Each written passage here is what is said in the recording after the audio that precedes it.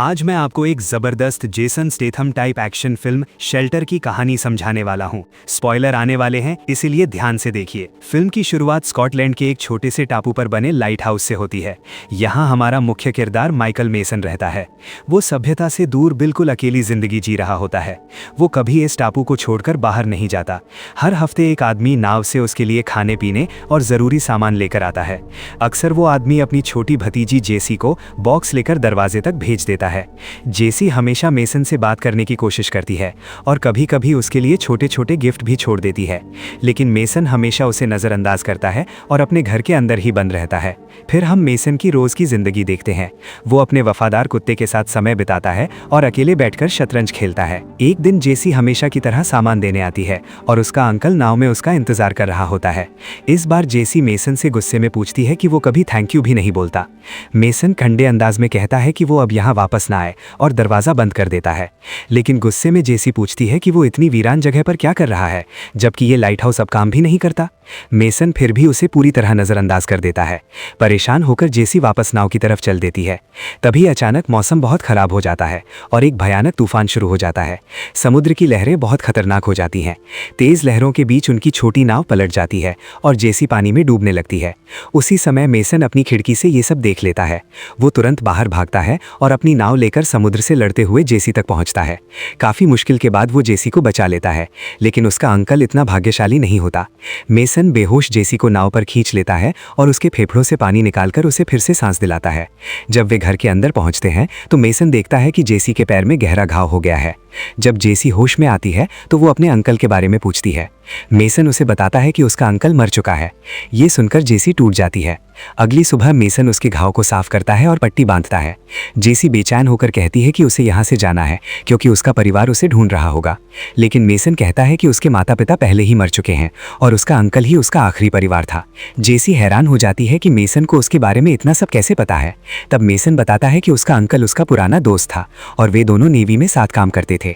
कुछ देर बाद मेसन घर से बाहर चला जाता है। उसी समय जेसी एक चाकू उठाकर अपने पास रख लेती है ताकि जरूरत पड़ने पर खुद की रक्षा कर सके। रात में जेसी को बुरा सपना आता है और वो जोर से चीखने लगती है। मेसन तुरंत उसके पास आता है ताकि उसे शांत कर सके, लेकिन जेसी डर जाती है और उस पर चाकू तान देती है। मेसन शांति से उसे समझाता है कि वो उसे नुकसान नहीं पहुंचाना चाहता। फिर वो उसे चाकू पकड़ने और इस्तेमाल करने का सही तरीका सिखाता है।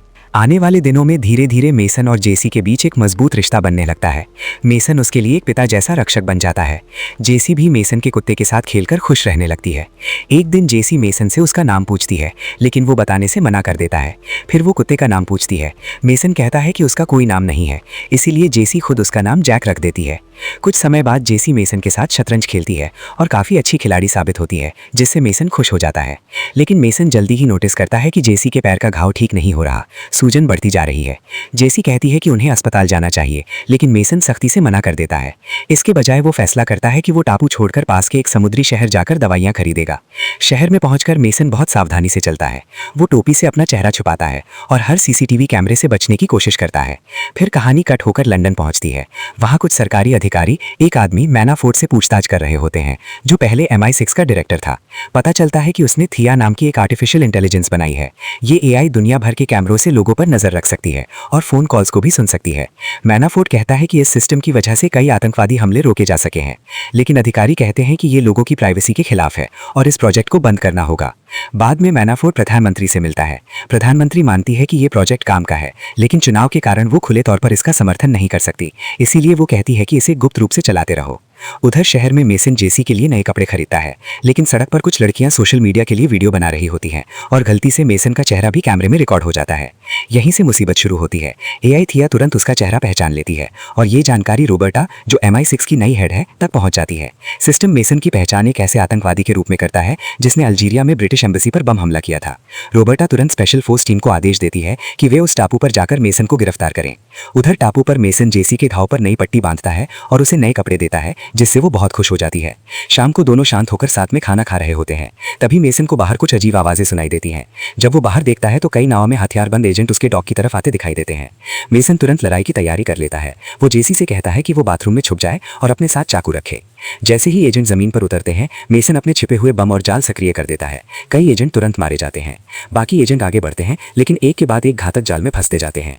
एक एजेंट गोली मारकर मेसन को गंभीर रूप से घायल कर देता है, लेकिन फिर भी मेसन लड़ाई जारी रखता है। उधर एक एजेंट घर के अंदर घुस जाता है। कुत्ता जैक उस पर हमला करता है, लेकिन एजेंट उसे गोली मारकर मार देता है। जेसी ये सब देखकर डर जाती है और एजेंट उसे पकड़ लेता है। वो उसे घर से बाहर ले जाने लगता है। तभी घायल मेसन ये देख लेता है और आखिरी ताकत लगाकर एजेंट को गोली मार देता है और जेसी को बचा लेता है। मेसन उसे तुरंत नाव में बैठने को कहता है क्योंकि उन्हें टापू छोड़ना होगा। जेसी रोने लगती है क्योंकि वो जैक को पीछे नहीं छोड़ना चाहती, लेकिन मेसन बताता है कि जैक मर चुका है। दोनों नाव से भाग जाते हैं। MI6 बेस पर रोबर्टा ये देखकर हैरान रह जाती है कि एक आदमी ने उसके पूरे एजेंट्स को खत्म कर दिया। तब वो MI6 के सबसे खतरनाक ऑपरेटिव वर्कमैन को मेसन को पकड़ने के लिए भेजती है। साथ ही वो अपनी टीम को जेसी के बारे में भी पूरी जानकारी निकालने का आदेश देती है। मेसन और जेसी एक फार्म हाउस के पास पहुंचते हैं। मेसन जेसी को एक बंदूक देता है और उसे चलाने का आसान तरीका समझाता है। फिर वो घर के अंदर दवा ढूंढने जाता है, लेकिन एक छोटा लड़का उसे देख लेता है और कुछ ही देर में उसका पिता बंदूक लेकर आ जाता है और मेसन को घर छोड़ने को कहता है। तभी जेसी बाहर से बंदूक तानकर उस आदमी से विनती करती है कि वो मेसन की मदद करे क्योंकि वो बुरी तरह घायल है।